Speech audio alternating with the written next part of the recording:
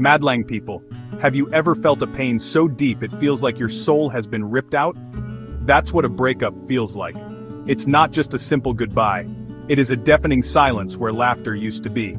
One day, you are planning your forever, and the next, you are staring at a stranger who holds all your secrets. The world suddenly stops spinning, yet everything around you keeps moving. You ask yourself, what did I do wrong?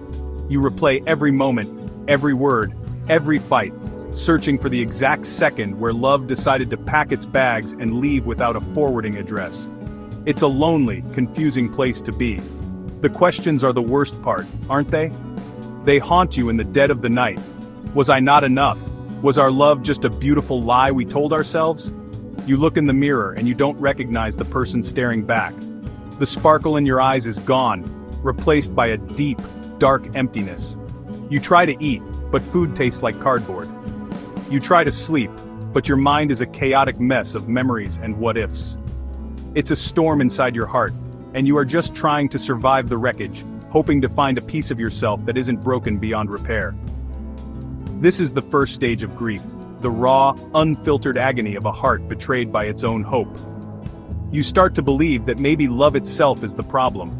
Maybe it's a cruel joke the universe plays on us. We are taught in movies and songs that love conquers all, that it's this magical force that makes life worth living. But when it ends, it feels more like a curse. It feels like a promise that was intentionally broken, just to see you fall apart. You start to doubt everything you thought you knew about connection, about vulnerability, about giving your heart to someone. The pain becomes your constant companion, a shadow that follows you everywhere, reminding you of what you lost. It's a heavy, heavy burden to carry, my friends. And so, you walk around like a ghost in your own life. You smile at people, you go to work, you pretend that everything is okay, but deep inside, you are screaming. You are drowning in an ocean of sorrow, and no one can see it. They tell you, you'll get over it, or we. There are other fish in the sea. But how can you get over something that became a part of you? How can you fish again when you're terrified of the water? The initial shock of the breakup is a numbing pain, a slow poison that paralyzes you, making you question if you will ever, ever feel whole again. It's a truly heartbreaking start to a long journey. After the tears run dry, something else starts to bubble up from within. It's a fire. It's anger. You suddenly get tired of being sad. You get tired of feeling like a victim. This anger at first feels so wrong, but then it starts to feel good. It feels powerful. Instead of asking, what did I do wrong? You start screaming, how dare they do this to me? The sadness made you weak, but the anger makes you feel strong. It becomes a suit of armor, protecting the fragile, wounded heart that beats beneath it. You were drowning, but now, you found a raft made of pure, unadulterated rage, and you cling to it for dear life. This anger is a defense mechanism, a wall you build brick by brick. Each brick is a memory of a broken promise, a lie, or a moment of disrespect. You start to villainize your ex. It's easier that way. It's easier to hate them than to admit that you still miss them. You think, they never deserved me anyway. Or I'm so much better off without them. This narrative helps you reclaim your power. You start going to the gym, not just for your health, but to channel that aggressive energy. You get a new haircut, you buy new clothes, anything to shed the old version of you that was so foolishly in love. The anger fuels you, motivates you, and keeps the pain at bay. Your friends see this change and they cheer you on. Yes, girl, that's the spirit. They love this new, fiery version of you because you're not crying on their shoulders anymore. But is this truly healing? Or is it just another way of running away from the pain? Anger can be a powerful shield, but it can also be a very heavy one to carry. It isolates you. It makes you bitter and cynical. You start to see the worst in people because you're so afraid of getting hurt again. You build your walls so high that you not only keep the bad people out, but you also prevent anyone good from getting in. You become a fortress, safe but incredibly lonely. So you stand there behind your tall, angry walls, feeling protected. You've convinced yourself that this is the new you, strong, independent, and untouchable. The sadness is gone, but what has replaced it? A constant state of defense, a heart that is closed for business. You've traded your vulnerability for bitterness. your softness for a hard edge. The anger served its purpose. It saved you from drowning in sorrow. But now you are stuck on an island of your own making, and you have to ask yourself, is this fortress a home, or is it just a prettier cage? The journey isn't over yet. After living in the fortress of anger, you start to realize how lonely it is. The fire that once kept you warm now just feels like it's burning you from the inside out. You're tired of being angry. You're tired of being guarded. So you start thinking, maybe the problem wasn't just the person, or even love itself. Maybe the problem was the rules of love. The idea of the one, the concept of giving your entire heart to a single person. That's what broke you, right? The idea that one person should be your everything. So you start to question the whole system. What if love isn't meant to be exclusive? This is where a new idea plants a seed in your mind. What if you could love more than one person? What if the answer isn't to build walls, but to open more doors? The concept of polygamy, or polyamory, starts to sound appealing. It feels like a solution, a clever hack to the system of love and heartbreak. If you don't put all your eggs in one basket, you won't be devastated if one basket breaks.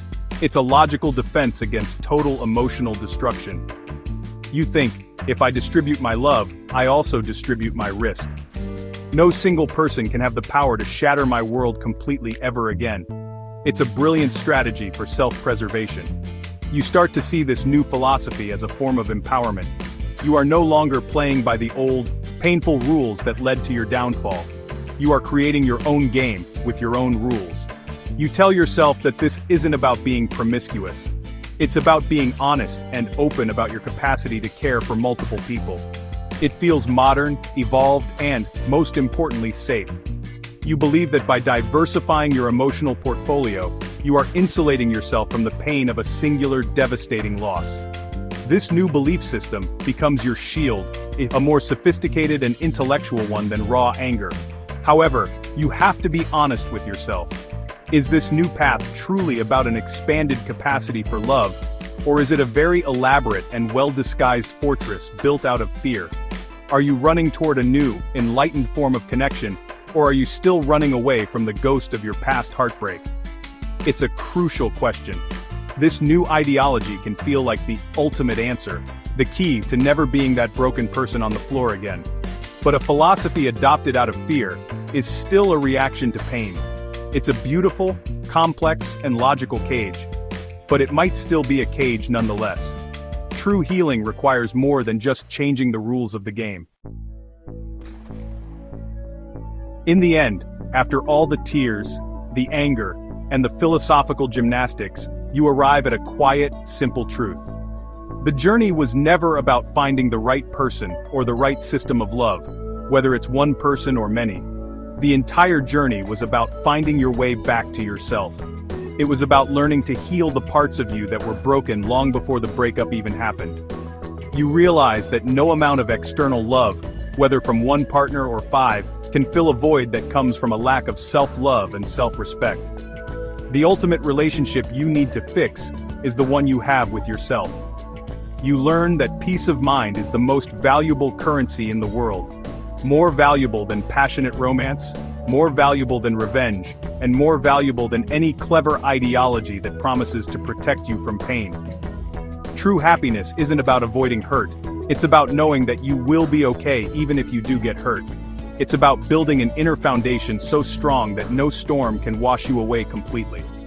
Whether you choose monogamy, polygamy, or to be happily single, the question is not about the structure.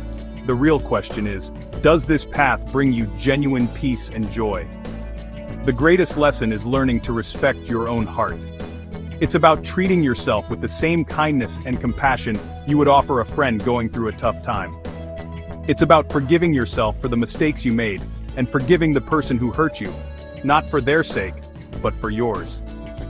Forgiveness is the act of setting yourself free from the prison of the past. It's the final step in letting go, allowing you to move forward, not with anger or fear, but with wisdom and an open, yet discerning heart. You become your own anchor in the storm. So Madlang people, the real Paghilom at Pagbangon, healing and rising, is an internal revolution. It's about discovering that you are, and always have been, enough on your own. Love, in any form, should be an addition to your happiness, not the source of it. The ultimate love story is the one you write with yourself. Once you find that inner peace and unwavering self-respect, you can navigate any relationship with grace and strength. Because you know that no matter who comes or goes, you will always have you. And that, my friends, is the most powerful love of all. Ganda, diba?